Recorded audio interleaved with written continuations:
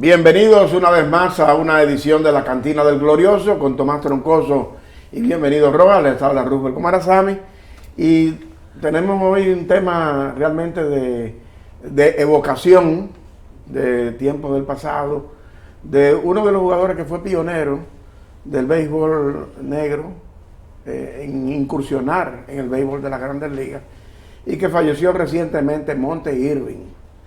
96 años. Sí, Monte Irvin, que fue jugador de la Liga Negra con el equipo Newark Eagles y que debutó en las Grandes Ligas en el año 1949, en julio de 1949.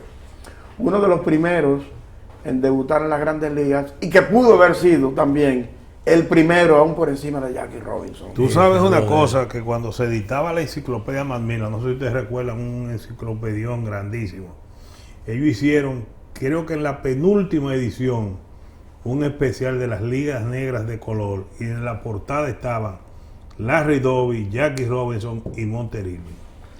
Interesante. Ahora, una pregunta yo me hago, me llegó. ¿Dónde jugó primero Monte Irvin? ¿Con el Almendares o en Grandes Ligas? Con los Gigantes de Nueva York. No, primero jugó en Cuba. Primero jugó en Cuba. O sea, debutó en el 49 y en el invierno 48-49 jugó con el Almendares. Bueno, pero cuando jugó en Cuba había quemado la Liga AAA. Sí. Ahora, yo tengo unos recuerdos, sí, de cosas de tanto tiempo, de cómo yo desde las 9 de la noche hasta las 11 y media, me ponía yo a escuchar el juego de las grandes de la Liga Cubana con el Almendares, left field, sí, y en el tercera base Ametralladora Thompson, que no estuvo en el Salón de la Fama. No. Ham Thompson, pero los dos eran juntos. Sí. Los dos jugaban con los New York Giants, sí, los Gigantes de Nueva York, sí, que fue el equipo que logró derrotar al Brooklyn, con aquel famoso honrón de Bobby Thompson. Bueno, sí. Para mí, el honrón que se escuchó en el mundo. Para mí, uno de los honrones más espectaculares y más sensacionales de toda la historia. ¿Tú sabes quién estaba en el salón de espera? Y que si se hacía AO, Branca entró a lanzar. Israel Branca. ¿Tú sabes quién estaba en el salón de la espera? Willie Mays. Sí. Y Willie Mays dijo después, yo estaba nervioso porque era mi primer año y yo no quería ocupar yo con esa posición tan conflictiva, tan difícil. Ese es el trío, porque está mencionando Tomás, de Hank Thompson, Willie Mays y Monte Irving, que formaron... Entonces Hank Thompson era bueno de verdad, a ese nivel también. El primer outfield negro completo en Grandes Ligas, porque ese día pusieron a Hank Thompson en el left field, Willie Mays jugó center y Monte Irving right. ¿En qué año? Eso fue en 1949. Sí. La primera vez que tres negros jugaron juntos. Aquí hay otra foto de ellos en otra pose, de este trío de jugadores negros, Hank Thompson, pero el que conectó el jonrón que se escuchó alrededor del mundo fue Bobby Thompson, que era blanco. Que era blanco. Sí. Y no hay duda de que, aunque Monte Irving no fue en esa temporada el hombre que conectó el jonrón que se escuchó alrededor del mundo, en el rebase sensacional que hicieron los Gigantes para provocar el empate y el juego extra con los Dodgers, Monte Irving fue el hombre fundamental. Hay unas estadísticas de Monte Irving. En esa temporada él batió 3-12, 24 jonrones y fue líder de carrera empujada con 121. Y en la Serie Mundial que perdieron con los Yankees, Monte Irving batió de 24-11 para promedio de 458. ¿Cuándo fue que Hank Thompson jugó Rubén Gómez en Grandes Ligas? ¿Fue en ese año? Porque Rubén jugó, después de jugar aquí, jugó en Grandes Ligas con los Gigantes de Nueva York, sí, y ganó el tercer juego de la Serie Mundial. Pareja, hizo pareja en la receptoría con Barmy Thomas. Algo de Barmy Thomas. Rubén Gómez jugó con ellos en la Serie Mundial con Hank Thompson en ese grupo. Te voy a decir en la Serie Mundial del 54. El otro catcher, ¿cuál era? Sam Noble. Sam Noble, sí. Sam Noble. Que jugó aquí también. Sam Noble jugó aquí. Sí, señor. Yo creo que vino aquí en una serie. En una serie. Me parece que vino aquí en una serie. Tú sabes, Tomás, y bienvenido, que en la Serie Mundial de 1954 los Gigantes ganaron, pero Monte solamente dio 2 y 9 turnos en esa serie. Pero los Gigantes barrieron a los poderosos Indios de Cleveland. Que tenía un cuarteto, el cuarteto famoso del pitcher. Vamos a ver si nos recordamos. Early Wynn, Mike García, Bob Feller y Bob Lemon. Sí. Que ya Bob Feller estaba ya haciendo pues el final de su carrera. Entonces, pero los 3 principales eran los otros 3 que mencionamos. Y entonces... A pesar de eso. Sí, los Gigantes lo barrieron con Dusty Rhodes. El famoso honrón de Dusty Rhodes de 270 pies. Por el right field, que tenía 2.59 el right field del Polo Brown. Tú sabes que esa fue la primera serie mundial que yo escuché. Yo era muy niñito, pero fue la serie mundial del 54 y después la pasaron semanas después por televisión. Aquí sería en película. Y muchas semanas después pasaron la serie mundial y fue la serie la mundial del 54. Les puedo decir algo, miren, interesante. El primer jugador, Antonelli y Magli eran pitchers de los Gigantes. De los Gigantes. Sí. Es más, Antonelli fue la figura principal. Sí. Yo estaba recordando cuál fue el primer jugador de Grandes Ligas que yo vi. Y ya lo recordé, el Yankee Clipper, Joe DiMaggio. Y Joe DiMaggio lo vi yo jugando por primera vez. Y después cuando yo fui a donde una tía mía que vivía en Nueva York, entonces ahí fui por primera vez pagando, qué sé yo, 50 centavos. Y me fui al bleacher. ¿Y dónde quedaba el bleacher? Ahí mismo donde estaba, ¿tú sabes qué? Los 2.59 de Dusty Rhodes. El famoso honrón de Dusty Rhodes. ¿Y saben ustedes quién dio un honrón por donde yo estaba sentado como de aquí a allí? Porque era contra los Cardenales. Stan Musial. Yo me volví loco. ¿Tú sabes que me volví loco porque tú sabes ya la simpatía que yo tenía. Ya era no era simpatía, era un asunto ya idolatría. De idolatría. Tú sabes que Stan Musial. Monte Irving, que nació en Alabama, fue, vamos a decir, una estrella en varios deportes, igual que lo fue Felipe Alou, que más tarde jugó también con los Gigantes de Nueva York. Que no pudo seguir estudiando porque tuvo problemas con un entrenador de fútbol. Sí, él jugaba de la Universidad de Lincoln, en Monte Irving, y era estrella de fútbol. Pero en la high school había sido estrella de atletismo y lanzador, igual que Felipe de jabalina. Había impuesto récord nacional en los Estados Unidos de high school en lanzamiento de jabalina. Y era pelotero, atleta, basquetbolista y futbolista. Porque Felipe fue como cuarto bate prácticamente a unos juegos panamericanos. Sí. Fue como cuarto bate, pero también estuvo tirando la jabalina, compitiendo en los 2 deportes, lanzamiento de la jabalina y cuarto bate del equipo de béisbol. Felipe Rojas Saló, antes de jugar profesional en la Liga Dominicana. Ese equipo en los Panamericanos de México ganó medalla de oro. Porque se efectuaron los Panamericanos y los centroamericanos, uno detrás del otro. Los Panamericanos del así se ha mantenido, porque los Juegos Centroamericanos fueron en el 54 y los Panamericanos en el 55. Ahora, los Juegos Centroamericanos de Veracruz fueron en el 2014 y los Panamericanos en el 2015. Solamente con Pérez Jiménez en el 58 se rompió el ciclo y se jugaron unos Juegos Panamericanos. Antes se jugaron se jugaron creo que en el 59. 59. Señores, yo estaba hace un momentito, cuando uno se pone a pensar cosas de 2 jugadores que jugaron aquí y que en algún momento vamos a hablar un poquito más de esos 2 jugadores que jugaron aquí como manager uno y como no me acuerdo, fue Luis Aparicio, jugó aquí, y Rod Carew jugó aquí también. Pero fue con un equipo venezolano. Un equipo de Venezuela. Una serie interliga. Una serie interliga, no era serie del Caribe. No, Juegos Interliga. Juegos Interliga. Pero me acuerdo yo que a Aparicio lo entrevisté yo en el Hotel Comercial Y a Rod Carew lo vi jugar y dar líneas. Sí. Ustedes saben que Rod Carew en una temporada se robó la tercera base en 7 ocasiones, pero no el robo de base se fue de primera para... El home, pero no que tiraron doble robo, no. Él cuando le devolvían la bola al pitcher, el catcher, salía Rod Carew, que nació en un subway. Sí. Tú sabes una cosa. En Brooklyn. Sí, en esos juegos... Pero es panameño. Es panameño, sí. En esos juegos interligas, cuando República Dominicana le devolvió la visita a Venezuela, fue el equipo del Escogido bajo la tutela de Quique Acevedo Gautier. Las guerrillas venezolanas amenazaron con secuestrar a Juan Marichal y a Felipe Rojas Salón.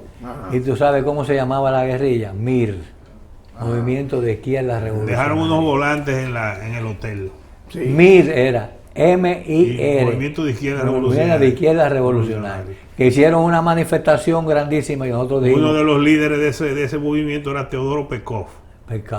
Miren, a propósito de Monte Irving y Willie Mays, ese grupo, cuando Willie Mays llega a los Gigantes en 1951, la gerencia o los dueños de los Gigantes le pidieron que a Monte Irving, que fuera el mentor de Willie Mays, para que lo guiara, y dice Willie Mays que él aprendió la vida en las grandes ligas. El día que murió Monte Irving, entrevistaron a Willie Mays y Willie Mays comentó de que la vida... Está muy enfermo Willie Mays, casi no ve bien. Sí. Yo lo vi en el último ceremonial en Cooperstown, iban 2 muchachos, Sí, ¿no? Y se veía que los ojos... y después Marichal lo agarró y siguió caminando con él.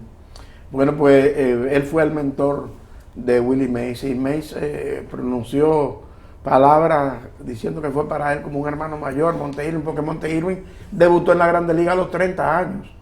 Y Willie Mays era 6 kid, era un bebé. Era un muchacho. Y entonces, que tuvo que ir al servicio militar obligatorio. Sí, pues, Monte Irving también. Sí, Monte Irving también. Sí, Monte Irving fue 3 años.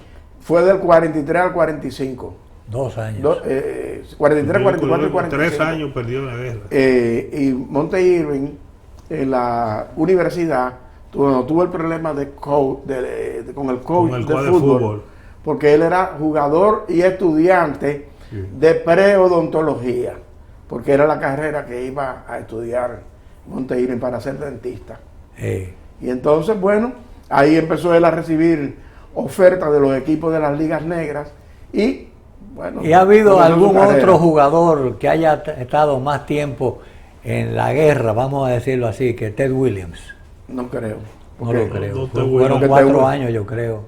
Williams fue a la Segunda Guerra Mundial y fue a Corea. Y fue a la no solamente eso. Fue a 2 guerras. Exacto. Y no era solamente la guerra, no, era piloto de combate. Que dicen que en una ocasión. La medalla púrpura de combate. Que en una ocasión, el avión donde él iba, ya casi llegando para aterrizar, estaba con un poquito. Como que había sido incendiado. Un poco. Tú sabes que, bueno, en el día pasado, cuando hablamos de Berra, recordamos que Yogi Berra estuvo en la invasión de Normandía. En el día D. Oye, en el día D estuvo Yogi Berra. Como marino. Bien, vamos a hacer una pausa y continuaremos hablando de Monte Irving en un momentito en este programa especial de la Cantina del Glorioso.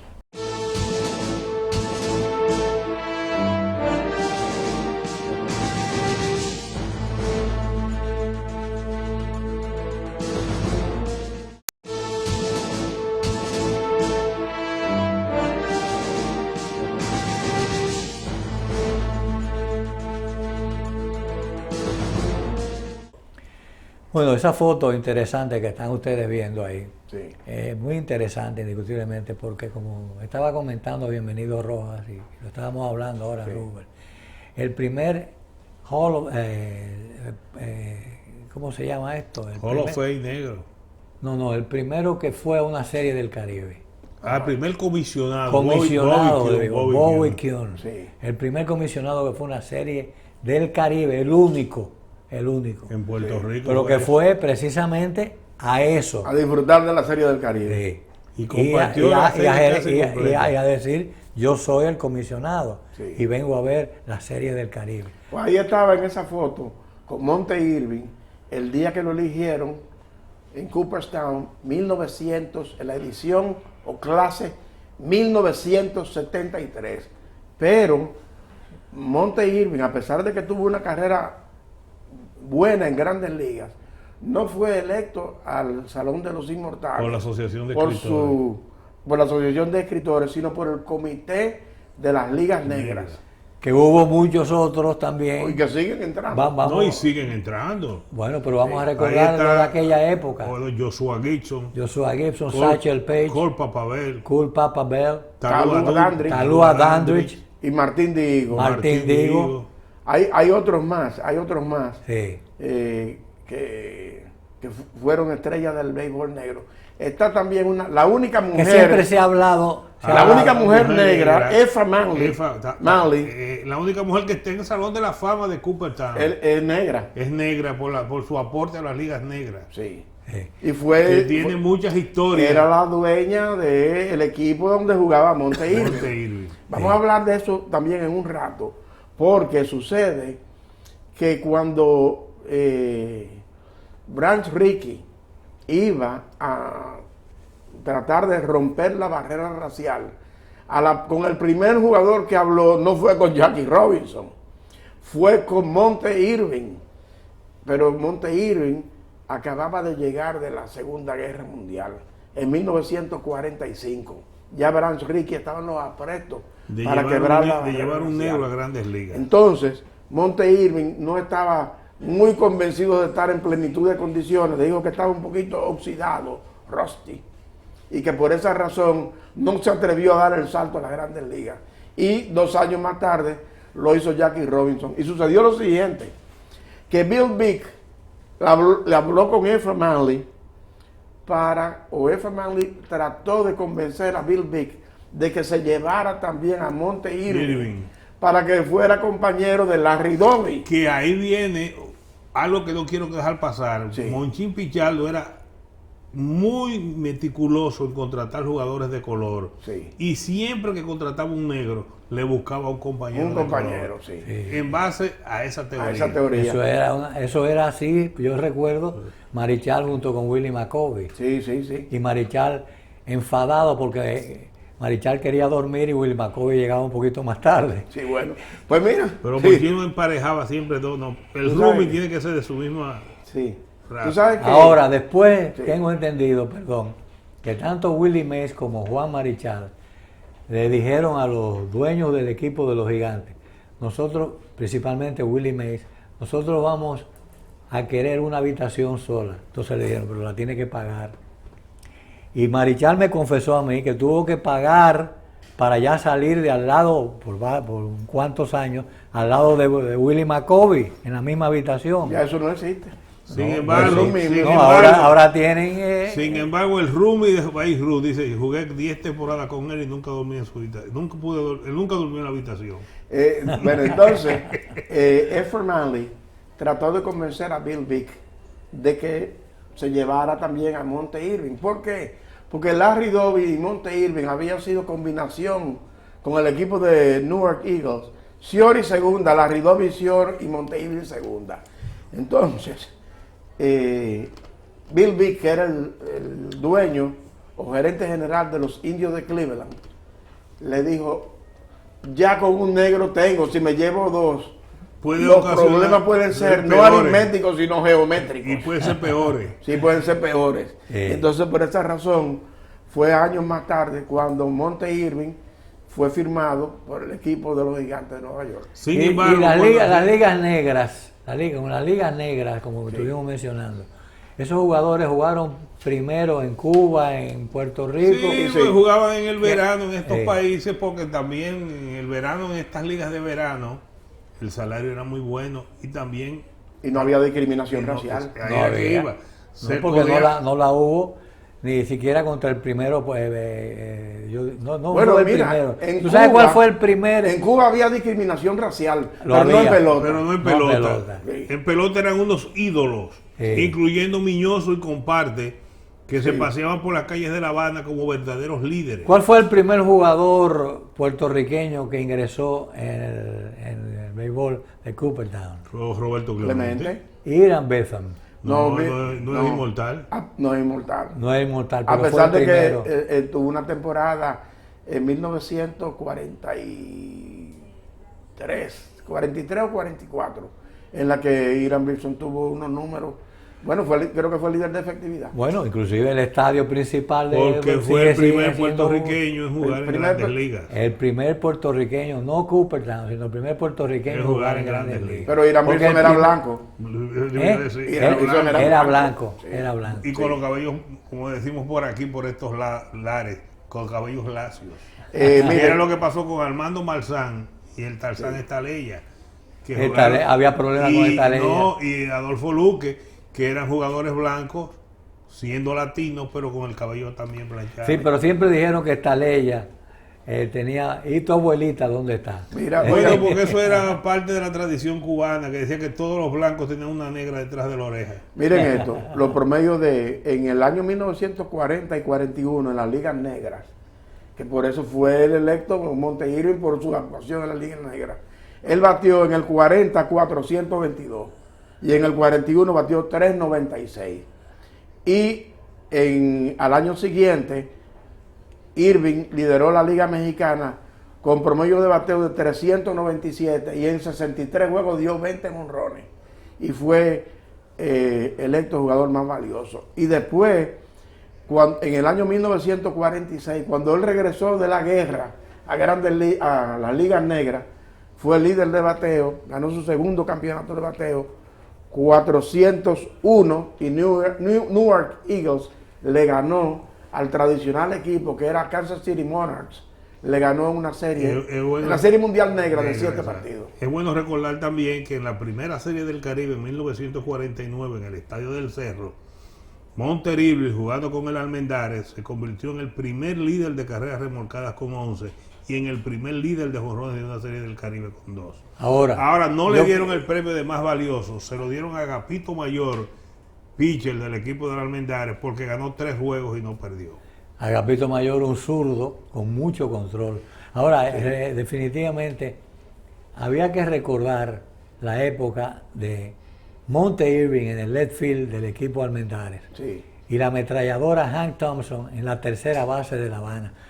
La Habana, el jefe de La Habana era Miguel Ángel González. Sí. Y el jefe del equipo Almendares era, creo que Fermín Guerra. Sí. Creo, no estoy seguro.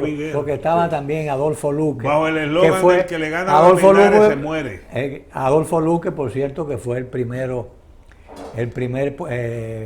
jugar en Grandes Ligas. Cubano, el primer cubano. Ganó 27 juegos en una temporada. En una que Marichal se quedó con 26 y aquel batazo que no pudo manejar Jim Davenport evitó que Marichal ganara 27 juegos en esa temporada. No pudo empatar el récord de Adolfo Luque, que todavía está vigente para un jugador latino. Déjame decirle que Monte Irving fue jugador más valioso de la Liga de Puerto Rico invernal en 1945-46, y la temporada que ustedes están recordando de Monte Irving con el Habana como left fielder fue la temporada de Monte Irving con el Almendares. Fue la temporada de 1948-49. O sea, todavía no había llegado a Grandes Ligas, porque Monte Irving debutó en junio de 1949. Sí, pero como bateador emergente. Definitivamente que fue un gran pelotero y que por eso se está recordando. Y además que ahora que falleció, fue de los primeros jugadores, 96 años. De los primeros jugadores de color en pisar un diamante de Grandes Ligas, después de Jackie Robinson, Don Newcomb, Larry Doby. Larry Doby en la Liga Americana, Don Newcomb, y le siguió Monte Irving. Fue probablemente, vamos a chequearlo, pero creemos que fue el cuarto. Primero Robinson, segundo Larry Doby, después Don Newcomb, y luego Monte Irving. Newcomb era pitcher estelar de Brooklyn. Que vino aquí a República Dominicana cuando vino el Hay que buscar. Pero vino con los Royals de Montreal. ¿Dónde se hospedaron? En el Hotel Paz. En el Hotel San Cristóbal. En San Cristóbal. En el Hotel Paz. En el Hotel Jaragua. En el Jaragua se hospedó el Brooklyn. Y en el Hotel San Cristóbal. Y los equipos y los jugadores de AAA en San Cristóbal. En San Cristóbal. En el Hotel San Cristóbal, que yo no sé si existe. Sí, existe. Existe. Sí, ahí a la entrada. A la entrada. Donde vendían los A la entrada, sí, a la entrada. Lo que era en aquella vez. Bueno, que ya no. La entrada. Sí, ahora se entra a San Cristóbal mucho antes. Y por otro lado. No, y por esa carretera la han urbanizado. Todo que ya uno no conoce la entrada bien de San no. Cristóbal. Sí. Antes, cuando tú entrabas por la carretera vieja, Sí. cuando tú llegabas a la entrada, Esa rotonda. había una rotonda y el hotel quedaba.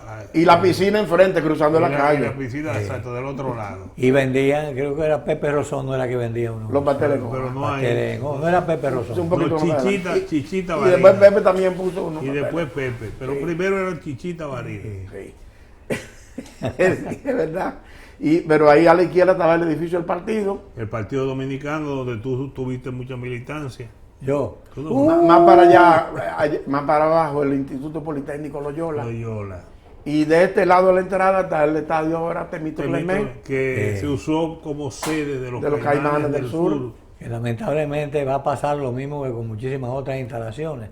El hijo de Temo, Temito, es candidato. El candidato a senador por San Cristóbal, Sí.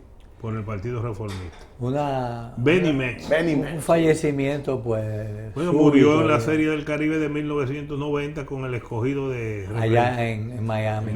Sí, miren, cuando lo subieron a Grandes Ligas,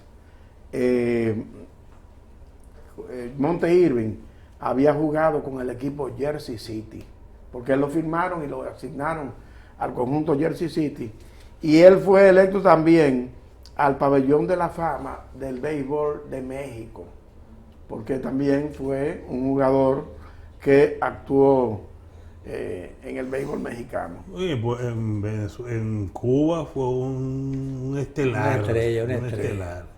Entonces, Hay varios artículos en la revista Carteles de Yes Lozada donde le hacía poemas a Monte Irving. sí, en la temporada del 52 solamente jugó 46 partidos porque se rompió una pierna. En esa temporada él batió 3-10 y después batió 3-29 con 21 jonrones y 97 empujadas en el 53.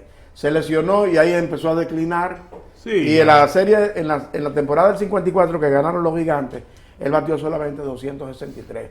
Pero ya era un hombre de porque como 35, 36 años. Como dijimos, llegó de 30 años a Grandes Ligas, o sea, él no llegó un bebé. No. Y en esa época los hombres de 36 años ya eran viejos en Grandes Ligas, ya eran viejos. Tenían que dejar eso. Sí. O sea, no es igual que ahora que los peloteros están sometidos a un acondicionamiento. Bueno, no que lo pregunten a Alex Rodríguez con sus 40 Ahora van años. a biogénesis y se ponen nuevos. Ya tú sabes. Le hacen una transfusión de sangre y después se la ponen nueva. Pero no hay duda de que llenó una época Irving y para nosotros, para Tomás más que nosotros, que porque Tomás lo seguía por lo seguía escuchó por en la la pelota radio, cubana. por la radio 50 metros. Pero nosotros que lo vimos en esos años tempranos de los años 50, que seguíamos la pelota, por lo menos una pelota de periódico. Y Monte Irving era una figura famosa, y sobre todo en estas latitudes donde al pelotero negro se seguía con más fervor porque se interpretaba como que representaba más a la raza de latinoamericanos y de negros en la pelota de las Grandes Ligas. Vamos a una pausa, señores, para luego seguir hablando de estas cosas tan interesantes como es el béisbol, de que le tocó vivir a Monte Irving y a otros jugadores de color. Pausamos.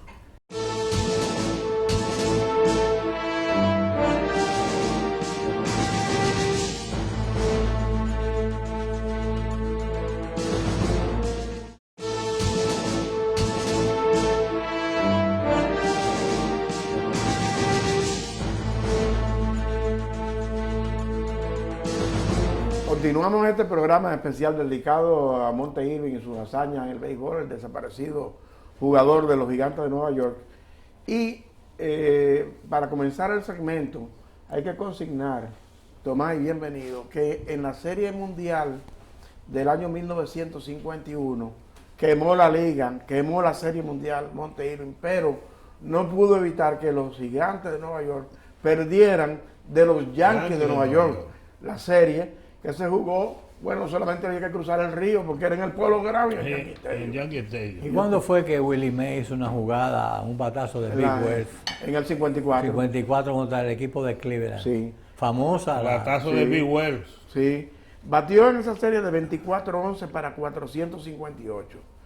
Y en esa serie, en el tercer juego del playoff, al final de la serie regular, el tercer juego del playoff entre los Gigantes y los Dodgers de Brooklyn, Monte Irving dio fly al infield, precediendo el jonrón de Bobby Thompson, que se escuchó alrededor del mundo. ¿En qué año fue que Rubén Gómez ganó uno de los partidos de la serie? En el 54. En el 54. Entonces, en esa serie, ese año del 40. Sí, porque Rubén Gómez pichó aquí en el 53 sí, con el Licey. Sí. En el año 51 fue que él se hizo, vamos a decir que se unió a Hank Thompson y a Willie Mays para formar el primer outfield negro en la historia de Grandes Ligas, y fue en esa temporada tercero en la votación para jugador más valioso de la Liga Nacional. Es igual que los tres primeros hermanos que jugaron juntos, sí, los tres Alou, sí, que jugaron juntos los tres y fue con los Gigantes. Con los Gigantes de Nueva York. Los Gigantes tuvieron de San Francisco, ¿no? Sí, sí, pero los Gigantes tuvieron el primer trío de negros y el primer trío de hermanos y latinoamericanos. Y latinoamericanos. Sí, porque déjame ver si hubo algún otro que estaba yo pensando, como si hubo otro que se juntaron. Los Di Mayo. Los Di Mayo jugaron los dos. Sí. Joe Di Mayo y Dominic Di Mayo. Y Vince Di Mayo, yo no sé. Con Boston. Sí, pero yo no sé si Vince Di Mayo jugó junto con Dominic. No jugaron los porque tres. Dominic fue bueno y Yankee Clipper fue una estrella. Con Boston. Yo creo que Vince y Dominic pueden haber jugado juntos, pero no Joe Di Mayo. No el Yankee. Joe Di Mayo solamente fue con los Yankees. A propósito de esa foto, aquí hay una foto que es histórica porque está Monte Irving y Joe Di Mayo en un juego de All Timers. Como ustedes pueden ver, Di Mayo tiene el pelo... Vino aquí. Sí, tiene el pelo blanco. Y ya Monte Irving era un pelotero, un jugador retirado. Pero es una foto histórica porque presenta dos miembros del Salón de la Fama que fueron íconos de la ciudad de Nueva York. Di Mayo con los Yankees y Monte Irving con el equipo de los Gigantes. Yo tengo algo, son cosas que se quedan. Una vez estaban unos entrenamientos y yo fui... Creo que estaban jugando en ese entrenamiento Julián Javier con el equipo Santurce y Pedro González con el equipo San Juan. El caso es que después del juego yo fui al camerino, sí, y entonces ahí lo primero que me encontré fue con el Yankee Clipper Joe Di Mayo sentado en una banqueta, porque él estaba como haciendo ejercicio y sudando, porque él quería sudar y hacer ejercicio y fonjear un poquito. Y cuando yo veo al Yankee Clipper ¿En Puerto Rico? En Puerto Rico, sí, sentado en esa banqueta, sí, como diciendo, déjame yo terminar, él me miró y no me dijo nada. Yo no le podía decir nada a él tampoco, mucho menos. Sí. Pero se ve que bueno, dijo, bueno, pero lo que me llamó la atención fue el hecho de ver al gran Yankee Clipper, al gran Joe Di Mayo, ya en una etapa de su vida, de su carrera, quizás ya tenía amores con Marilyn Monroe. Vino aquí en una ocasión al Hotel Embajador. Sí, recuerdo. Miren, a propósito de lo que mencionamos hace un rato, de que Monte Irving pudo haber sido el primer negro en las Grandes Ligas, aquí hay una fotografía de Monte Irving y Jackie Robinson. Jackie Robinson, ya retirado, creo que ya estaba retirado, porque Monte Irving jugó hasta el año 1957. Sí. Y yo creo que ese sería el último año de Jackie Robinson, el 57. Sí, más o porque en el menos. 58 fue el accidente de Campanella. Y ya Jackie Robinson no era compañero, ni llegó a Los Ángeles, porque el accidente de Roy Campanella fue precisamente en la primavera del 58. Falleció ya, porque lo vimos tantas veces en Dodger Town. Él iba en su silla de ruedas a trabajar con los catchers. Pero él falleció definitivamente. Sí, míralo aquí. Miren aquí a Campi Campanella. Aquí está la fotografía de Monte Irving y Roy Campanella, que fueron dos pioneros de los negros en el béisbol. Bueno, Campanella fue 3 veces el jugador más valioso de la Liga Nacional. Que muchas veces la gente se pregunta, Joey Berra, Johnny Bench, sí. Campanella, sí. ¿Con quién tú te quedas? ¿El puertorriqueño? Con Rodríguez. Con Johnny Bench. ¿Cuál tú te quedas? Sí. ¿Con Johnny Bench? Con Johnny Por Bench. encima de todos. De Berra y de Campanella. De todos. Bueno.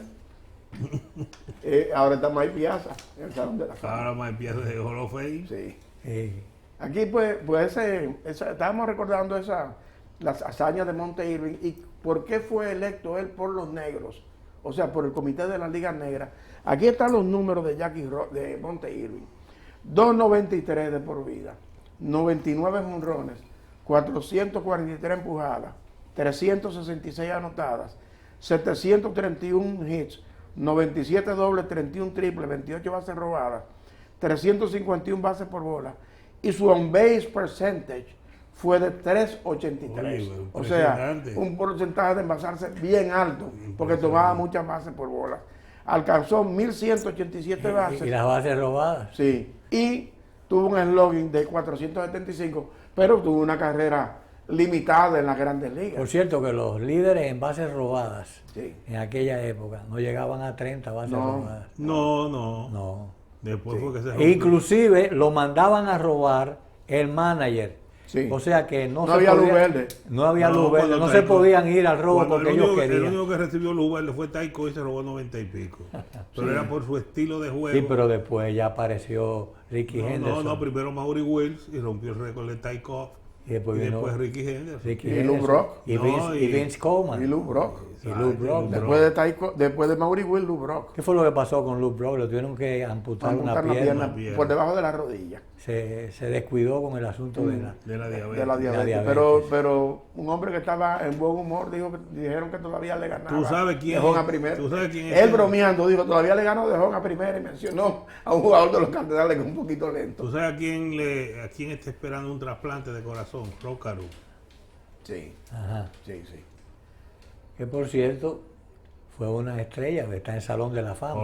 No lo mencionamos, pero está en el Salón de la Fama. Pero no fue fue por la Asociación de Escritores. Bueno, sí. Por la Asociación de Escritores de Béisbol que llegó. Sí. Tú sabes que también está... Fue por los escritores, no fue por los... por Caro entró en la selección de Baseball Writers Association. Sí. No como negro. Claro. No. O sea que entró exactamente lo que tú dijiste. Por la puerta grande. Ya esta foto la presentamos, que es la de Irving. Sí, perdón, 7 veces champion bate. Sí. Que es la de Monte Irving con Bobby Kuhn, pero hay que mencionar a Bobby Kuhn porque tuvieron una relación muy estrecha. Bobby Kuhn y Monte Irving. Al extremo, ¿quién fue que lo nombraron? Ahí fue. Presidente de la Liga Nacional. Bill White. Ese fue Bill White. Que jugó aquí fue otro gran elemento. Y jugó aquí con el escogido primera base. Sí. Pero Monte Irving fue designado por Bobby Kuhn en una posición de relaciones públicas de las grandes ligas, o de la oficina del comisionado, y se convirtió también entonces Monte Irving en el primer negro ejecutivo de grandes ligas. Y el primer de la Liga Nacional, presidente de la Liga Nacional, fue Bill White, que jugó aquí. ¿Ustedes se recuerdan era narrador de los Yankees. También fue narrador de los Yankees. Exacto. ¿Ustedes se recuerdan una vez que Bill White estaba jugando left field y chocó contra la pared del left field del estadio Juan Marichal? Sí. Y se hirió. Se hubo que sacarlo. Para el hospital, porque era la pared de cemento. En esa época era la pared de cemento. No había colcha, y no te recuerdas que eso no había colcha. Sí, no había. Después vino Andrés Van der Hol, inventó el gallinero, que por poco Ram Bryan pierde una pierna. Pero por cierto, que si no hubiesen puesto el gallinero, ese año las Estrellas Orientales hubiesen ganado el campeonato. Y señor, sí, porque las pobres Estrellas Orientales. Sí. Ralph Bryan hay que esperar un año. dio un jonrón que de otra forma lo iban a capturar, pero ese jonrón hizo que el equipo había un gallinero, de los había unas gallinas, unas cosas. No, lo había en las gallinitas. Fue que recortaron la pared de los 400. El center field, un invento de Andrés. Pero pusieron también como unas... había una ciclónica. Una malla ciclónica. Una malla ciclónica, sí. Bueno, pero eso fue algo que ideó, que no estuvo mal. No estuvo porque mal, era como que... para que diera más honrones. Tú sabes los honrones que pudieran estar dándose en este béisbol nuestro, con las dimensiones, precisamente en la época del gallinero. Normales. Sí. Porque esos 411, ahora es que hay menos brisa después que hicieron ese edificio de Sedimar. Pero cuando ese edificio no estaba, esto era un ciclón del center field y el right field hacia un play. La bandera se despeluñaban. Sí, por la tarde era que a veces... Sí. Por la tarde era... pero ¿cuándo era que no soplaba tan fuerte? En la tarde soplaba del right para el left field. Para el left field. Del right para el left field, sí. Pero ya no sopla ninguno porque hay unos edificios que contienen el movimiento de la brisa. Déjame decirle que hay otro dato histórico de Monte Irving, pero ligado a Hank Aaron. Cuando Hank Aaron dio su jonrón 714 para empatar la marca de Babe Ruth, Bowie Kuhn estaba presente. Sí.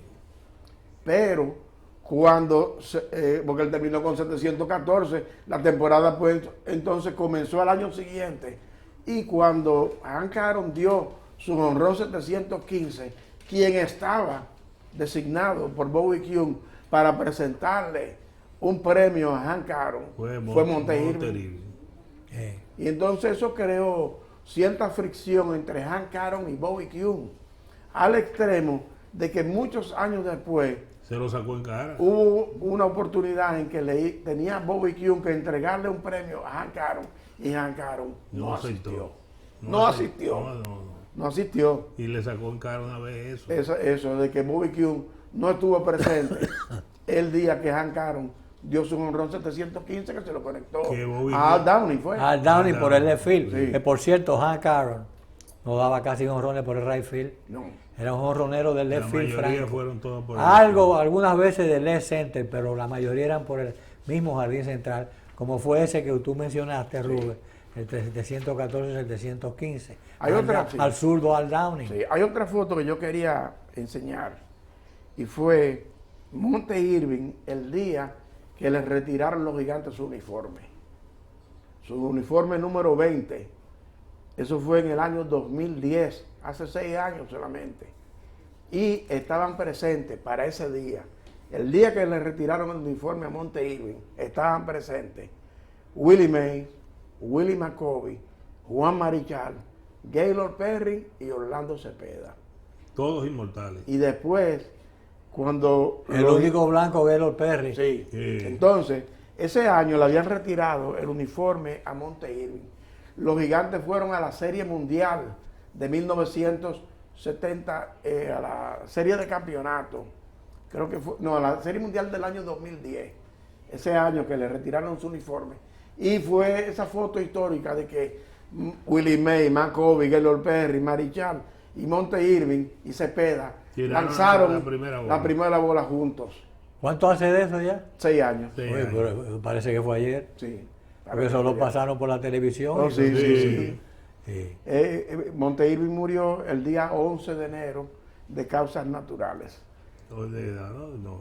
90 y pico de años. Sí. 96 años. Sí, él vivía en un... ¿Cuáles fueron los jugadores? Al momento de morir era el afroamericano más viejo en haber jugado en las Grandes Ligas. ¿Cuál fue definitivamente los jugadores que retiraron el número recientemente? Porque están ahí al lugar de la esquina, pero no quiero... Pedro Martínez. No, después de Pedro Martínez retiraron a... los dos, el pitcher y el catcher del equipo de los Medias Rojas de Boston. ¿Cuáles eran? Carlton Fitch. No era Carlton Fitch. No, Carlton Fitch era ya Salón de la Fama. Sí. Era Wakefield, el nudillista. Y el catcher, ¿cuál era el catcher? El catcher de Wakefield, precisamente. ¿Y le retiraron el uniforme? Le retiraron el uniforme. ¿A Tim Wakefield? Sí. Bueno, pero... no con tanto mérito, ¿verdad? No, bueno, ellos consideraron que había sido suficientemente un lanzador importante de los Medias Rojas, ¿no? Sí. Y el catcher no fue Carlton Fisk, no, el catcher fue Jason Varitek. Varitek, gracias. Jason Varitek. Jason Varitek. Ajá. Retiraron el número de 2-2. Parece que hay equipos que les gusta poner muchos, sí. Porque hay otros que nada más tienen 4 o 5, ¿no? Sí. Bueno, pues vamos a la pausa, señores.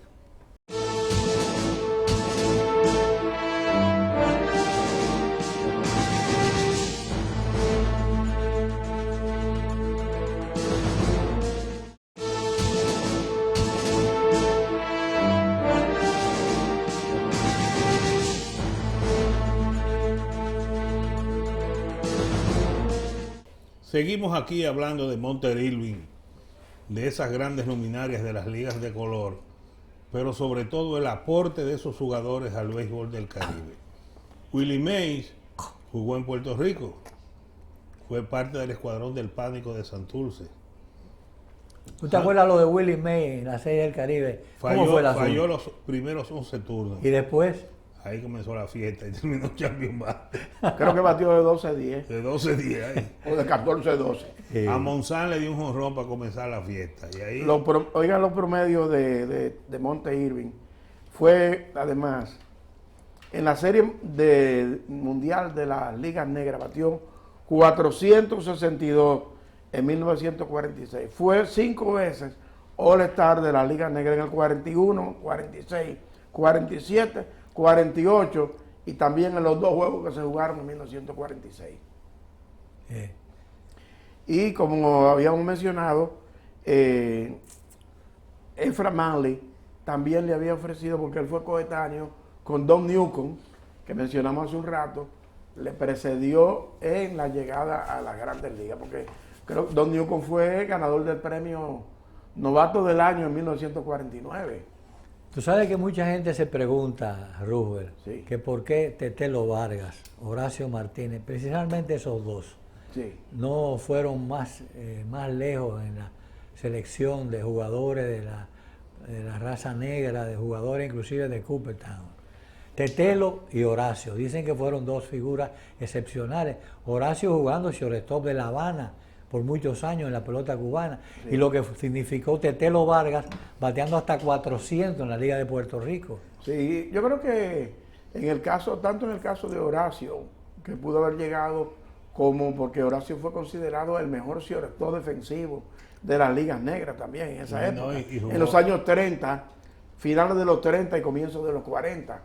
Pero ha habido como poca, no ha habido una campaña. Ahí era que te iba. No ha habido una campaña. Creo que Jiménez Olavarrieta hizo una campaña una vez, pero nadie la secundó y siguieron en bajo perfil. Pero lo que hizo el rabito Horacio Martínez, sí, con los Sugar King de La Habana merecía un reconocimiento, no solo del béisbol de las ligas negras, sino de todo el béisbol latinoamericano. Y Tetelo Vargas también en Puerto Rico batió varias veces 400. No, lo de Tetelo fue... Pero, y jugó en el libro especializado en el béisbol de la Liga Negra, se llama Solamente la pelota era blanca, que fue un bestseller, sí, porque fue el primero que recogió con Bob Score y esas cosas, los juegos de estrellas.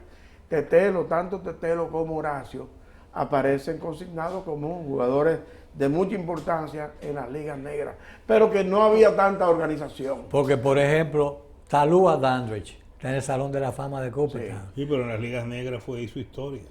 Sí, hizo historia, y pero ya estamos hablando de que Tetelo y Horacio hicieron historia también. Pero jugaron menos tiempo. Jugaron menos tiempo. Entonces estaba, no solamente, sino que Willard Brown y Alonso Perry nunca estuvo. Pero Willard Brown, pero Willard Brown está en el Salón de la Fama. Willard Brown sí está en el Salón de la Fama. Lo que no está. Ahora, los 27 honrones. Ahora, el play era, ¿sabes cuál play fue? Sí. Donde él dio los 27 honrones, sí, en el Sisto Escobar, sí, en Puerto Rico. 27 honrones. Pero hay que darle, como quiera, son 27. Hay que darlo, porque otro no lo dio. Nadie lo dio. Fue él. Ese hombre, como le pusieron allá. Y vino aquí. Sí. Después de eso vino aquí a jugar con el Escogido. Sin embargo, el Múcaro Sermon fue mejor aquí que Willard Brown. Y Alonso Perry ni hablar también. Ni hablar. Pero Monte Irving entonces jugó en Cuba y jugó en Puerto Rico. donde las ligas eran ya ligas establecidas en los años 40. Con mucha profundidad. Con béisbol bajo luces. Y mucha entre profundidad. Nosotros todavía estábamos en pañales, en la pelota veraniega era normal. Jugando ya sábado en Cuba, domingo, y en Puerto Rico se jugaba béisbol de noche. Sí. Y eran famosas. En el Cito Escobar. Sí, bueno, sí, en el Cito Escobar. Y eran famosos los juegos en el estadio del Cerro. Y ya se había jugado béisbol en la Tropical de noche. Sí, no, en el Cerro fue famoso el béisbol que se jugó allí. Ahora la pelota... Acuérdate, de Roosevelt, de que cuando se jugó en el Cerro, los jugadores que se descollaban en Grandes Ligas iban a jugar a Puerto Rico y a Cuba principalmente. Ahí mismo iban, el mismo año. Eso no es cuestión de que le prohibieron. Sí. Y pagaban, bueno, fíjate lo de Willie Mays. Y pagaban buen salario. Y la pelota de Grandes Ligas no se jugó béisbol bajo luces hasta, bueno, cuando tiró en el 36. En el 30 y pico, en el 38, cuando este hombre tiró los dos no-hitters en forma consecutiva. Uno fue Johnny Vandermeer. Fue el primer juego bajo luces que se jugó en el Everfield y ya la pelota negra se jugaba bajo luces. Bajo luces.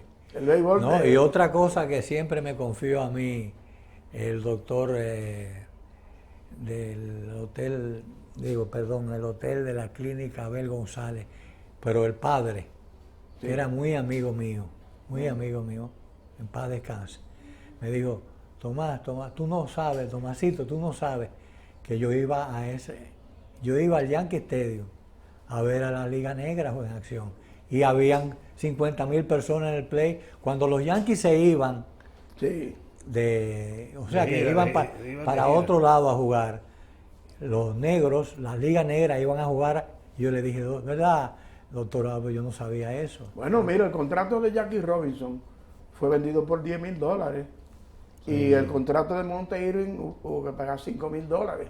Vamos a decir, en esa época era una suma considerable porque los peloteros no ganaban eso. Ahora, los grandes, Rubén, fue lo que me confiaron a mí, tanto Marichal como Felipe. Los salarios de ellos en los primeros años, $1,000 mensuales. Por eso $1,000 mensuales. Ganaba Felipe $6,000 durante la temporada y Marichal tenía el mismo salario. Ahora, ¿hasta dónde llegó el salario de Juan Marichal y de Felipe? El de Marichal llegó, creo que a 140,000. O 170,000. No, 140,000. 140. Estaba por debajo de Willie Mays. Sí, tenía que estar por debajo de Willie Mays, siempre decían eso. Pero Felipe tuvo 60,000 pesos.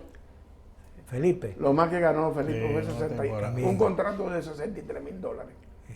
Bueno, pero si ganaban $1,000 mensuales al comienzo de su carrera, eran 6,000 durante toda la temporada, ¿no? Así es. Más lo que le encantaba. Calcula que el salario mínimo está casi llegando al $500,000.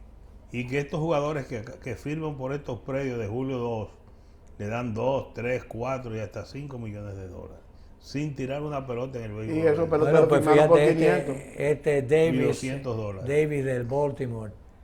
¿Cuánto fue que le dio? 161 millones por 23,000. 23 millones. Sí. 23 millones por temporada. Él ha dado 126 honrones en los últimos 3 temporadas. No, porque un promedio de 40. El año pasado dio 40 y pico. Ahora, él juega en un parque. Bueno, una delicia. Entre las cosas que él dijo del contrato, dijo que nunca me cambien del equipo de Baltimore, porque él sabe que es bueno para tiene una cláusula de no cambio. Sí, porque en ese estadio la bola camina por el field es muy bueno para dar honrones. Bueno, pues hoy en esta cantina 40 ahí en un ratito. Y bueno, Nelson Cruz dio unos palos también. 40 días. Que yo no sé si lo va a repetir otra vez. Él dio 40 honrones en el play de Seattle, ¿no? Sí. Es más difícil. Es más difícil, pero él dio unos palos también. Lo seguro. Sí. Pues hoy en la cantina hemos recorrido esa carrera de Monte Irving, el hecho de que fue mentor de Willie Mays, el hecho de que es Salón de la Fama, de que jugó en México, en Puerto Rico y en Cuba. Está en el Salón de la Fama de Cooperstown y en el Salón de la Fama de la foto de los tres jugando juntos, ¿no? ¿Tú recuerdas quién transmitía los Juegos del Almendares? ¿Cómo? ¿Tú recuerdas quiénes transmitían los Juegos del Almendares? Juan Ealo era el comentarista. Sí. Y el narrador era que después se fue a Cuba. Caramba. Manolo de la Reguera. Manolo de la Reguera. Se fue de Cuba. Se fue de Cuba, sí. En esa pelota... ¿Tú sabes quiénes comenzaron exclusivos trabajando en Cuba y después se fueron? Y por cierto, René Molina de cosas y el gran Felo Ramírez. Que está ahí. Felo Ramírez que está todavía con vida. Como el primer Wandur. Él y Vince Kelly. Vince Kelly yo creo que no va a volver. Sí, un año más. El 16. Un año más. Pero muy así cuando quiere. Bueno, pero ¿Cómo fue que, ¿cómo que se llama Jaime Jarrín? Lo dieron el Salón de la Fama. Jaime Jarrín, él narra el juego. Y a Felo Ramírez le dieron el Salón de la Fama también. Oh, claro. Sí. El que estuvo nominado fue Billy Berroa. Y el Chelito Cárdenas, pero nadie votó por ellos. Nominado. Pero ya un trabajo en Nueva York. Sí, pero ya la nominación y en Filadelfia. La nominación es un honor. Nueva York y Filadelfia. Ser nominado es un honor. Sí. El Chelito Cárdenas trabajó mucho con los Dodgers, el que hacía pareja con Jaime Jarrín en la transmisión en español. Él fue el fundador del español de los Dodgers y de los Astros de Houston. Entonces, René Cárdenas se fue de los Dodgers para fundar la cadena radioespacial de los Astros de Houston. Y entonces se fue de los Dodgers y ahí entró Jaime Jarrín, que era ayudante de Cárdenas como narrador titular.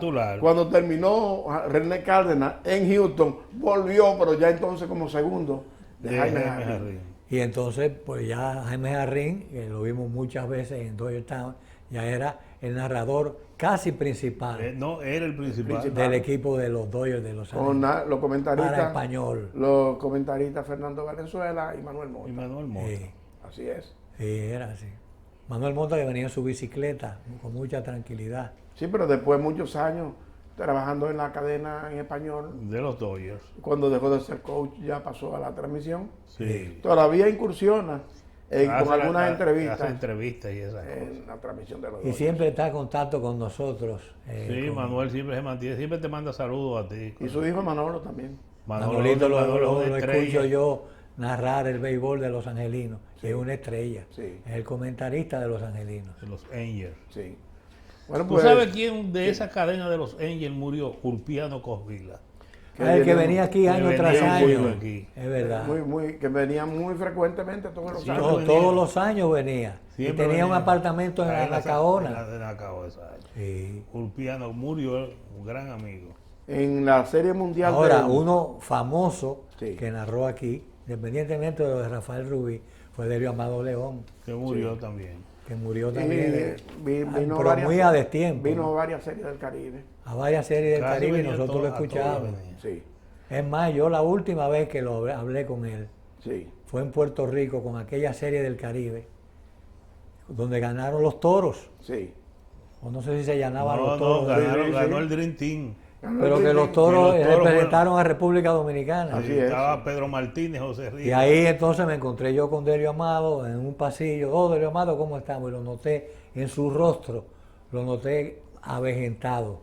Y después me dijeron, no, él está muy enfermo, él muere en cualquier momento. Sí, la serie del Caribe del Dream Team. Ahora, muy bueno Delio Amado León. Déjame decirle a ustedes. ¿Y cómo se llamaba el otro? Había otro. Museo de la Caballería. Museo de la Caballería. Había otro también, Pancho Pepe Crocker, famoso, que se mató en un automóvil porque era loco con el asunto. Y estaba Chiquitín Estegui. Se mató en una carrera. En una carrera de carro. Y Chiquitín Estegui. Chiquitín Estegui, que era comentarista. En el año 1949 fue que debutó Monte Irving con los Gigantes, pero al año siguiente, en el 50, él no estaba en Grandes Ligas. Lo mandaron para Jersey City. ¿Qué pasó? Que batió 510 en 18 juegos. Y obligó a subirlo. Y dio 10 honrones en 18 juegos. Inmediatamente. Entonces hubo que subirlo, porque si no, iba a establecer todos los récords en la Liga Internacional AAA. Y ya, no sé si habrá jugado ya en Cuba en esa época. Sí, porque fue en el 48-49. Entonces ya había estado dando palos. Ya había dado palos en Cuba y en Puerto Rico. Y ametralladora Thompson dando palos para el Habana en la tercera, porque ametralladora era la tercera y Monte Irving era el left field. Entonces, parece que le tomó prestado la ametralladora Y entonces, en ese comienzo del 50, lo que tiraba era con la ametralladora, estaba regando. Yo creo que lo de ametralladora Thompson, porque él se llamaba Hank Thompson, lo de ametralladora lo pusieron en Cuba. Ajá. Por la ametralladadora Thompson, que era la que usaba la Guardia de Batista. Sí, que era era una marca de arma de fuego ligera. Una Thompson. Que después Trujillo la trajo aquí. Sí. Y de ahí copió un modelo más o menos similar que fue la San Cristóbal. ¿Tú te pones a inventar cosas? Historia. No, la San Cristóbal es una copia de la Thompson. ¿Verdad? Sí, de la Thompson. De la Thompson. Y fue más ligera disparando que la Thompson. Bueno, hemos llegado entonces. Aquí la hacían aquí. La hacían en la Almería, San Cristóbal. Kovacs. Era el jefe de la Almería. Un austríaco. Kovacs, húngaro. Bueno, llegamos al final hoy de la cantina del Glorioso. El 30 de marzo. El 30 de marzo. Sí, señor.